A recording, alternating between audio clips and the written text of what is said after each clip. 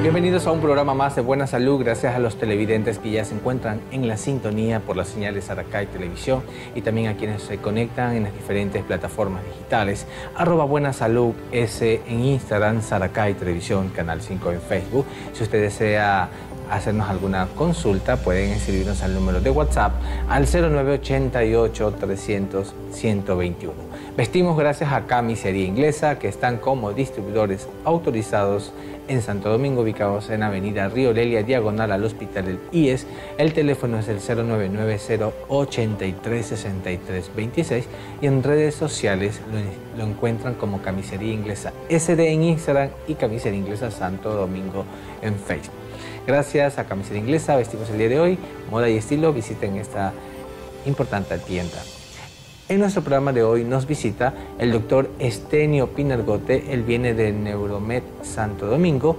Él es neurólogo y el tema que vamos a tratar en esta mañana es dolores de cabeza en niños. Bienvenido, doctor, gracias por estar con nosotros. Gabriel, un gusto, gracias por la invitación nuevamente. Un gusto estar aquí.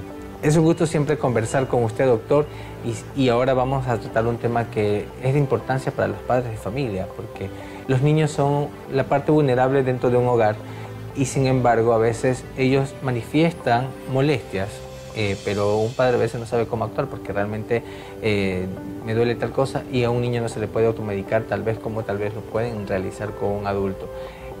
¿A qué se basa estos dolores de cabeza? ¿Por qué la frecuencia de esto en una edad temprana en los niños? Claro, Gabriel. Los dolores de cabeza son bastante comunes. Es la principal consulta en la neurología pediátrica y en la neurología general también es el principal motivo de la consulta. Es decir, de todos los pacientes que nos llegan, la mayoría vienen por dolores de cabeza. Hay dolores de cabeza que son primarios, es decir, sin causa establecida, o pueden tener un componente genético, es decir, la madre tiene migraña, el padre tiene migraña y el niño tiene algo parecido a la migraña que sí es migraña, pero no se comporta igual que en el adulto. O puede ser secundario a algún proceso, por ejemplo, líquido acumulado en el cerebro que se llama hidrocefalia, un tumor, una infección cerebral, un golpe en la cabeza, etc. Entonces, los dolores de cabeza en los niños decimos que puede ser algo primario porque los dos padres son migrañosos, o por ejemplo un caso que tuvimos del Hospital Metropolitano que tenían una litera, la novelería de los niños de tener una litera. El niño se cae de la parte de arriba de la litera y se lesiona justamente donde pasa una arteria y hace un hematoma y termina operado. O sea, un poco de mala suerte caer justo sobre donde está una arteria y que termina operado. Esa es una cefalea secundaria a un coágulo, un hematoma epidural que requiere una cirugía urgente y el niño quedó, claro, con la mitad del cuerpo un poco sin poderlo mover. Entonces hay dolores de cabeza primarios y secundarios. Esa es la idea. Primarios que no suelen tener trascendencia de riesgo para la vida y secundarios que pueden ser de alto riesgo para la vida o para la función. Muy bien. Estos dolores de cabeza que pueden ser también provocados. Usted habla de que tal vez puede ser algo genético, probablemente tal vez porque los padres tienen esta molestia ya en su vida y probablemente tal vez los niños nazcan con esto. De estos dolores de cabeza provocados, es normal que a veces un niño cuando empieza a dar sus primeros pasos, cuando está en una edad tan temprana, ellos empiezan a dar muchos golpecitos en la cabeza porque empiezan a descubrir, ellos a explorar y todo. Estos golpes que se dan constantemente en su cabecita puede verse afectado en el futuro si es que probablemente tal vez el padre, como dice, solo se golpeó, solo lloró y tal vez no pasó a mayores y probablemente nunca lo llevó al médico, pero se puede tal vez desencadenar algo a futuro, puede provocarse algo o simplemente tal vez el padre puede quedarse tranquilo sin que haya una manifestación a futuro. Ya, el cerebro de los niños es más adaptable a los golpes. Sin embargo, sea niño, sea adulto, los golpes repetitivos dañan el cerebro y pueden tener problemas a largo plazo en memoria, conducta, planificación, en ciertas funciones mentales. Ahora, lo clásico es que llegue la mamá asustada que el niño se cayó de un piso, de 2 metros, etc. En esos casos es urgente una tomografía y posiblemente, casi seguro, en 3 semanas a 3 meses repetir otra tomografía o antes si el niño aparece con síntoma nuevo. ¿Por qué? Nuevo. Porque a veces aparecen coágulos al momento del golpe y otros aparecen semanas o hasta 2 o 3 meses después, como el hematoma subdural. Sí es muy importante determinar el tipo de riesgo. Si un niño se tropieza, se cae sobre césped, no pierde la conciencia, no vomita, se queja poco de dolor de cabeza y después vuelve a lo normal, probablemente no necesite ningún estudio. La probabilidad de que ese niño tenga algo en la cabeza es menor a 1 en 10.000. Ahora, si es un niño que cae sobre cemento, la cabeza golpea directamente sin primero colocar el hombro, el brazo, vomita, pierde la conciencia, se paraliza un lado del cuerpo, está desorientado, confuso, ve doble, este niño es de riesgo, casi seguro tiene una lesión en el cerebro. Entonces sí es muy importante ver el contexto, sobre qué cae, sobre qué altura cae y sobre todo qué síntomas presenta ese rato, sin menospreciar lo que puede ocurrir después. Después recordemos que puede aparecer coágulos después de semanas o incluso hasta 2 o 3 meses después. Muy bien. Esto de lo que tal vez puede también el niño nacer, por ejemplo. Digamos que viene con problemas con cefalia, digamos con problemas de migraña. ¿Esto puede ser detectado en una edad temprana o los niños tienen que empezar, por ejemplo, en su etapa en que empiezan a hablar, a decir qué les molesta? Porque una edad de 6 meses, 8 meses, a veces los niños no pueden manifestar lo que les está doliendo o identificar el lugar donde les está doliendo. ¿Cómo puede un padre o ustedes como médico, como evidencia, al momento que llegan a consultar con los niños, de que es un dolor que está enfocado hacia la cabeza? En niños menores de 4 años, por ejemplo, o en aquellos que tienen discapacidad para hablar, puede ser autismo, puede ser parálisis cerebral infantil. Lo más importante es explorar bien al niño y dentro de toda la exploración, los ojos juegan un papel importante. Uno le ve el ojo a ver si está hinchado por dentro, el nervio óptico, eso le llamamos edema de papila. Vemos los movimientos oculares, hacemos ciertos reflejos en recién nacidos, porque en los niños es diferente el cáncer que en el adulto. En los niños, el cáncer de sangre y el cáncer del cerebro son los más frecuentes, a diferencia de una mujer adulta, que el cáncer de mama y de cuello uterino son más frecuentes. En los niños, después de los de sangre, posiblemente los de cerebro sean los más frecuentes. De la importancia de examinar, sobre todo, los nervios en los niños, el nervio óptico, los movimientos oculares y los reflejos. Y, por ejemplo, algunos niños lo que hacen es esto. Entonces tú ya sabes, sea especial, sea autismo, sea un niño pequeño, entonces siempre están como que les duele la cabeza. Entonces a veces uno tiene que estar pescando esos detalles pequeñitos en niños pequeños. Pero la exploración física juega un rol importante y sobre todo si este niño aparece con algo nuevo, como una parálisis, o es un niño que estaba creciendo bien, la cabeza, alguna cosa, y de pronto se detiene o aumenta mucho el perímetro cefálico, la cabeza se hace mucho más grande de lo esperable. Entonces, cualquier cosa nueva que aparezca es una urgencia que amerita una resonancia urgente, habitualmente. Muy bien. Otro factor que tal vez puede desencadenar a que sepamos que es un dolor de cabeza, tal vez un niño que tenga problemas de anemia. ¿Puede un niño tener constantes dolores de cabeza? Sí, por supuesto que sí. Tanto porque la anemia per se, por falta de oxígeno, hace vasodilatación y otros mecanismos que hace que duele la cabeza. Y la anemia también puede producir síndrome de piernas inquietas, movimientos periódicos en la noche, eso que se tuercen los piecitos y otras cositas más que hace que el niño no descanse. Entonces, por un mecanismo directo y por otros mecanismos indirectos hace que sí duela la cabeza. Es una causa muy común.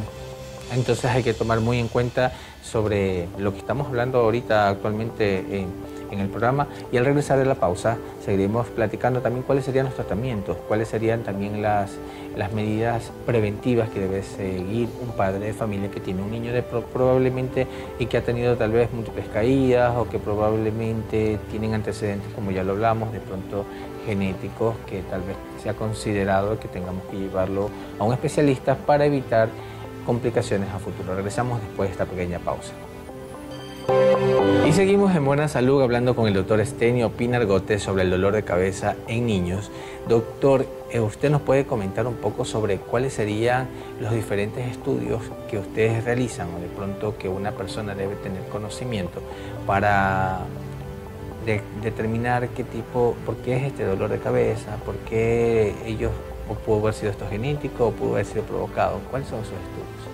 Claro. Nosotros tenemos unas escalas. Por ejemplo, si el dolor de cabeza es por primera vez, el niño pierde la conciencia, vomita, se paraliza un lado del cuerpo, ha tenido antecedentes de cáncer, etcétera, etcétera. O vemos que el dolor de cabeza no cede, o el niño cada vez está peor, lo recomendable es una resonancia, a veces con angioresonancia. Muchas veces los padres cometen un error, hagámosle tomografía. La tomografía puede servir, pero la tomografía solo detecta 80% de tumores, la resonancia 99% de tumores. Es decir, es una diferencia grande. Por eso el estudio de elección, por detectar tumores y malformaciones, siempre va a ser la resonancia. Y segundo, a veces yo entiendo que el padre se preocupa, pero hacerte 3 tomografías, 4 tomografías a tu niño es someterlo a un riesgo innecesario de radiación. La resonancia es segura, se puede hacer hasta en el vientre de una mujer embarazada. Pero la tomografía puede producir tumores, como los meningiomas, y ciertas complicaciones a largo plazo. No es buena idea someter al niño a radiografía, a tomografías. Ante una urgencia en un hospital, está bien la tomografía, pero someter a un niño a varias tomografías es un riesgo, y es algo que vemos porque los pacientes creen que con eso les dejan tranquilos, y la realidad es que no. Lo que van a gastar en 2, 3, 4 tomografías, más económico, sale una resonancia más segura y más efectiva. Y eso es interesante conocer porque, como usted lo dice, o sea, a veces probablemente por abaratar costos, pero van a tener que hacer varias resonancias, tomografías, a irnos a una resonancia, que es lo más recomendable en este caso. Por ejemplo, también hay estos dolores de cabeza de pronto que son de formas como migrañas en los niños, pero no presentan síntomas, no presentan dolor. ¿Por qué no se dan esos síntomas y cómo los pueden evidenciar? Claro. Incluso tengo médicos, hijos de médicos, para ser exactos, que tienen cuadros de migraña sin dolor de cabeza. Y claro, la gente al principio al escuchar de eso dice, ¿qué pasó aquí? ¿Cómo es migraña sin dolor de cabeza? Los niños con migraña, primero, responden menos a medicamentos, segundo, se comporta diferente al adulto, las duraciones suelen ser menos, y estos niños pueden tener, antes de desarrollar la migraña, dolor en el epigastrio, un dolor en la boca del estómago terrible, cada cierto tiempo, cada 15 días, cada 3 semanas, siempre lo mismo, y creen que son parásitos. O pueden vomitar de la nada cada 2 semanas, cada mes, o pueden tener vértigos severos de la nada. El dolor abdominal, el vértigo severo, los vómitos cíclicos se llaman equivalentes migrañosos. Es la forma como los niños avisan que en el futuro van a tener migraña. Sea una migraña u otro tipo de dolor de cabeza primario, en los niños es muy importante el reposo. Responden menos a medicamentos y el reposo es muy, muy importante. Un niño con dolor de cabeza, a veces tenemos el choque con los maestros, donde decimos, vea, tiene que irse a descansar 1 a 3 días a la casa cuando esté con los episodios de migraña. Y dicen, no, pues si es un dolor de cabeza, denle un paracetamol. Y eso no funciona así. En los niños, el reposo, el aislarse de la luz, del ruido, de los aromas fuertes, y obviamente darle su ibuprofeno, su tritano, su paracetamol, lo que sea, es indispensable. Pero en los niños el reposo juega un papel muy importante. Y a veces esto sí, aprovecho la oportunidad de conversar con el público, que siempre es un choque fuerte de explicarle a la gente que el niño necesita, sobre todo a los maestros, no todos, obviamente, pero sí es un choque fuerte explicar que el niño cuando tenga una crisis de migraña debe reposar. Tengo excelentes alumnos, no es que por vagos no quieren hacer, no quieren ir, no quieren presentar la tarea. Y los niños muchas veces pierden clases, faltan a deportes, no rinden lo mismo por estos dolores de cabeza no bien manejados. Doctor, una última pregunta. Cuando hay este problema de insolación, por ejemplo, que los niños están haciendo deporte y hay mucho sol, en algunos casos hay niños que incluso sangran por la nariz. ¿Esto puede ser provocado por algún antecedente, por dolor de cabeza, o esto tiene que ver con otra situación? La migraña puede empeorar por esto. La migraña puede empeorar por no comer, no dormir, mucho tiempo en las pantallas, sobre todo en la noche, más de 2 horas en celular, tablet, computadora. El sol pueden empeorar. Ahora, si tienes dolor de cabeza, sangrado por la nariz, ahí sí puede ser necesaria una tomografía, porque a veces hay un tumor que se llama craneofaringioma, que ocasionalmente puede aplastar arriba al cerebro o producir otro tipo de problemas.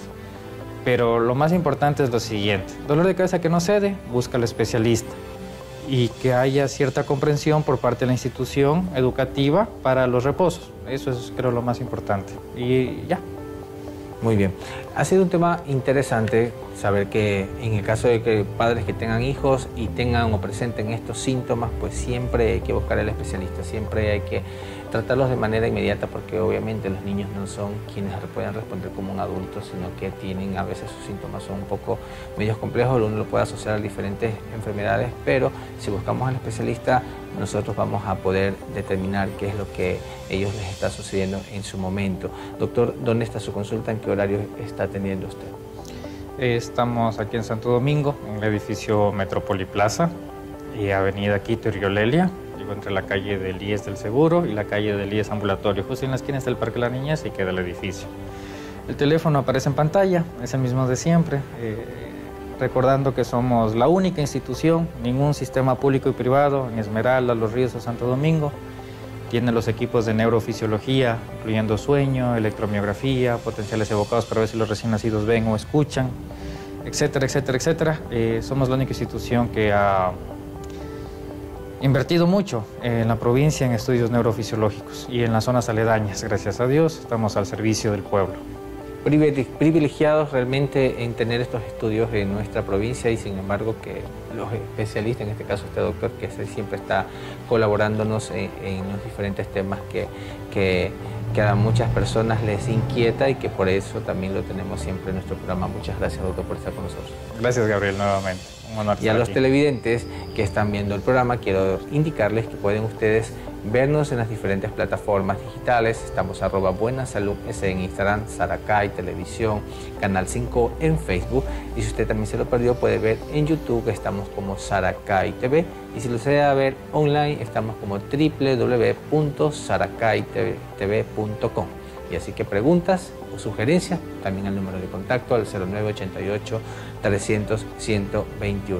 Y vestimos gracias a Camisería Inglesa. Si ustedes van por la avenida Río Lelia, diagonal Hospital del IES, se encuentran en esta ubicación. El teléfono es el 099-083-6326 y en redes sociales están como Camisería Inglesa SD en Instagram, Camisería Inglesa Santo Domingo en Facebook. Nos despedimos, los dejo con la mejor compañía. Sigan con la señal de Saracay Televisión.